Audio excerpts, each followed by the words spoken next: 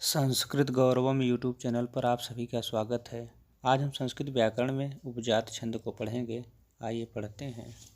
उपजाति छंद। उपजाति छंद के प्रत्येक चरण में 11 अक्षर होते हैं। इस प्रकार चारों चरणों में कुल मिलाकर 44 अक्षर होते हैं।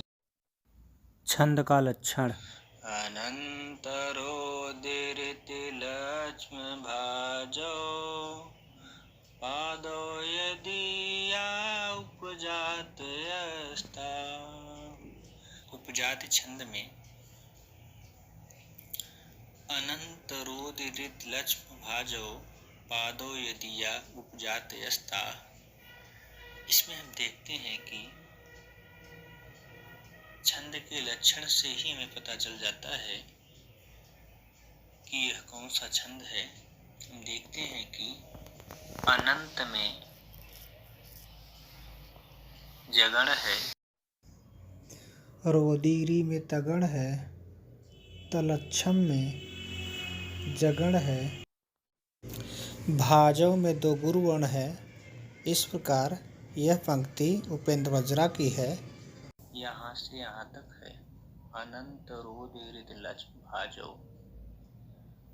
पादौ यदीया उपजातयस्ता में पादौ ये 3 वर्ण, तगण दियाऊ यहाँ तक, तगण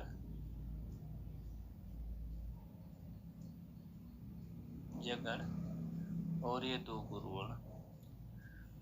तो यहाँ पर तगण जगण 2 गुरुवर्ण से इंद्रवज्रा छंद बना। उपजाति छंद इंद्रवज्रा और उपेंद्र वज्रा का मिश्रण होता है, अर्थात उपेंद्र वज्रा और इंद्रवज्रा दोनों मिलकर उपजाति छंद बनते हैं। ये छंद के शब्दार्थ से समझते हैं। इसका अर्थ अनंतर अर्थात इसके बाद। इससे पहले हम 2 छंद पढ़े हैं, इंद्रवज्रा और उपेंद्र वज्रा। इन दोनों छंद के बाद उदीरित का अर्थ है कहा गया, लक्ष्म में लक्षण, भाजव से युक्त, पादव माने चरण, यहाँ पर द्वितीय है इसलिए यहाँ पर 2 पाद की बात हो रही, कम से कम 2 पादों में। यदि यो जिसके उपजातय उपजाति ताह माने भी का अर्थ है जिस छंद के 2 चरण इंद्रवज्रा और उपेंद्र वज्रा जो ठीक पूर्व बताए गए हैं लक्षणों से युक्त हो उसे उपजाति छंद कहते हैं। अर्थात जिस छंद में इंद्रवज्रा और उपेंद्र वज्रा अलग अलग चरणों में मिश्रित हो, मिले हुए हों, उनका मिश्रण हो, उसे उपजाति छंद कहते हैं।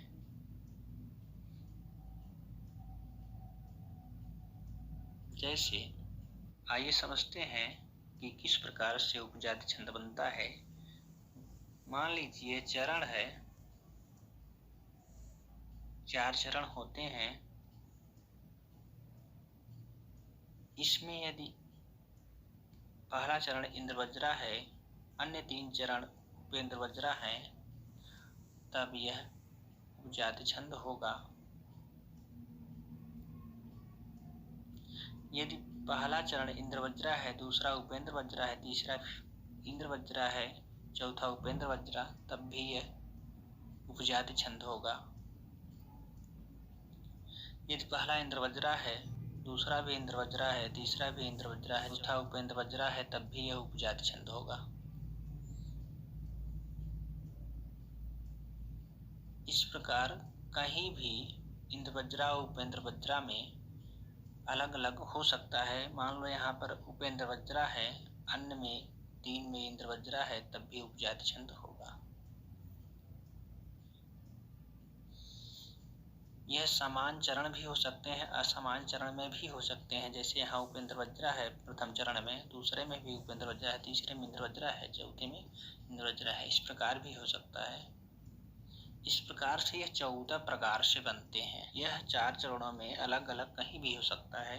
यह निश्चित क्रम नहीं है कि यह किसी भी चरण में अलग अलग हो सकता है।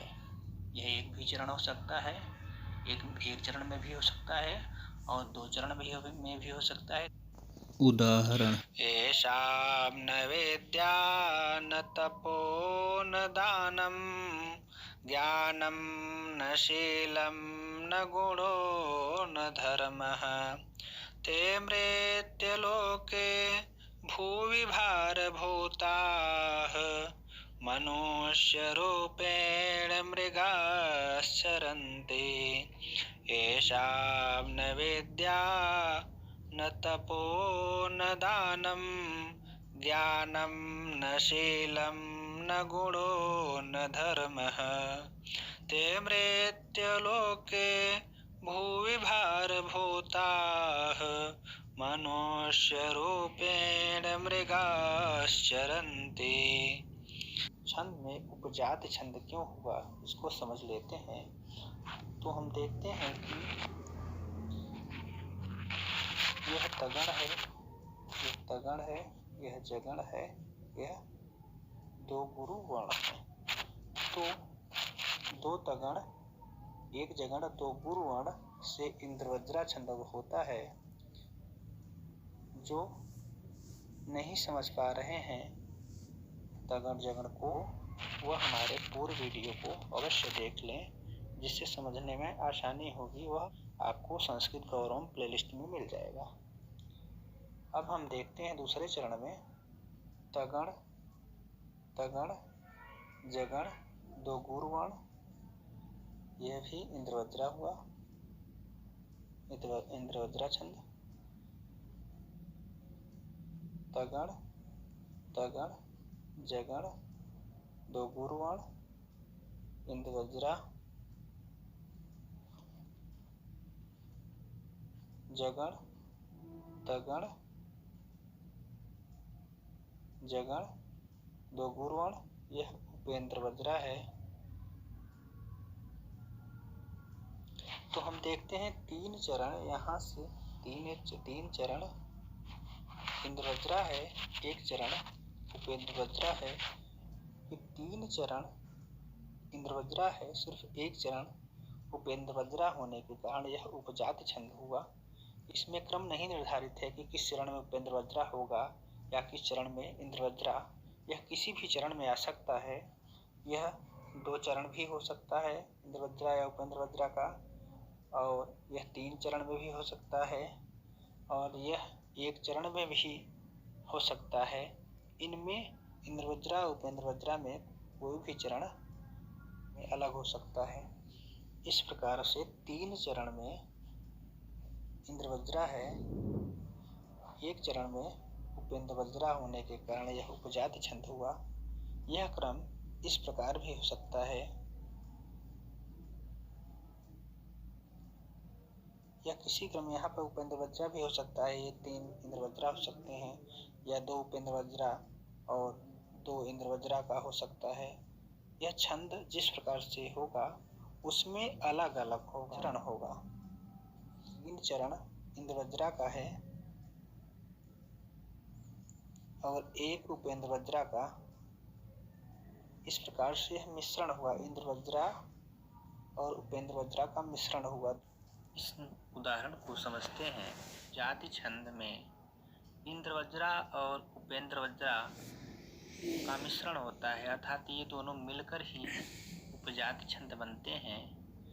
इसको पहचानने के लिए कम समय में हम कैसे पहचानें इंद्रवज्रा छंद, उपेंद्र वज्रा छंद और उपजाति छंद को पहचानने के लिए यह नियम है कि इंद्रवज्रा और उपेंद्र वज्रा हो तो उपजाति होता है, और इंद्रवज्रा में तो तगड़ तगड़ जगड़ और 2 गुरु वर्ण होते हैं।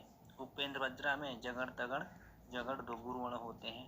तो हम पहले वर्ण से ही पता कर लेते हैं, या पहले गण से हम पता कर लेते हैं कि इंद्रवज्रा है कि उपेंद्रवज्रा है कि उपजाति छंद है। आइए देखते हैं। लघु है, ये तीनों मिलकर जगण हुआ, ये भी जगण है, ये भी जगण है। तीनों चरणों में उपेंद्रवज्रा है, चौथे चरण में इंद्रवज्रा छंद है। इस प्रकार यह उपजाति छंद होगा। हम जानते हैं इंद्रवज्रा और उपेंद्रवज्रा मिलकर उपजाति छंद बनता है। तो पहला अक्षर लघु होगा तो उपेंद्रवज्रा होगा, गुरु होगा तो वह इंद्रवज्रा होगा। इस छंद में देखते हैं, इस पहले चरण में पहला अक्षर लघु है अर्थात उपेंद्रवज्रा है। लघु उपेंद्रवज्रा, लघु उपेंद्रवज्रा, गुरु इंद्रवज्रा। इस प्रकार 3 चरण में उपेंद्रवज्रा है, चौथे चरण में इंद्रवज्रा है। इस प्रकार यह उपजाति छंद है। ऐसे ही अन्य उदाहरणों को हम, पहला अक्षर लघु लघु होगा तो उपेंद्रवज्रा, गुरु होगा तो इंद्रवज्रा। 4 चरण में इंद्रवज्रा और उपेंद्रवज्रा है तो उपजाति छंद होगा। इस प्रकार यह उपजाति छंद हुआ। तो दोस्तों धन्यवाद। जल्दी हम नए वीडियो के साथ उपस्थित होंगे। जो हमारे नए व्यूअर हैं चैनल को सब्सक्राइब कर दें, लाइक और कमेंट अवश्य कर दें।